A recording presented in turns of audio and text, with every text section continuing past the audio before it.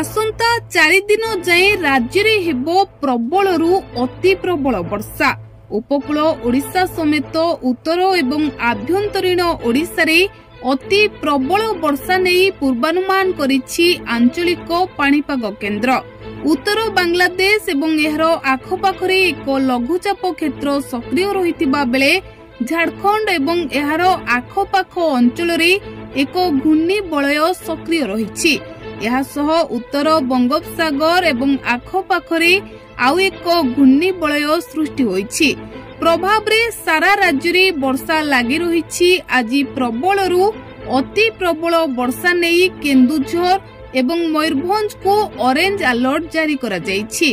एही दुई जिल्ला रे 70 रु 200 मिलीमीटर पर्यंत वर्षा संभावना रहिछि।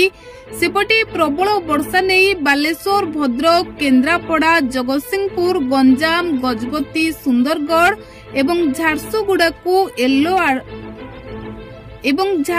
को येलो अलर्ट जारी करा जाइछि। प्रबल वर्षा नेई बालेश्वर, भद्रक, मयूरभंज, केन्दुझर, खोर्धा, नयागढ़, पुरी, सुंदरगढ़, झारसुगुड़ा, संबलपुर, बरगढ़, नवरंगपुर, कोरापुट, कलाहांडी, रायगड़ा, गजपति, गंजाम एवं देवगढ़ सतर्कता जारी होइछि। महानदीर उपर मुंडरे प्रबल वर्षा नेई आकलन करा जाइछि। फलरे महानदी आहुरी फुलिबा संभावना रहिछि।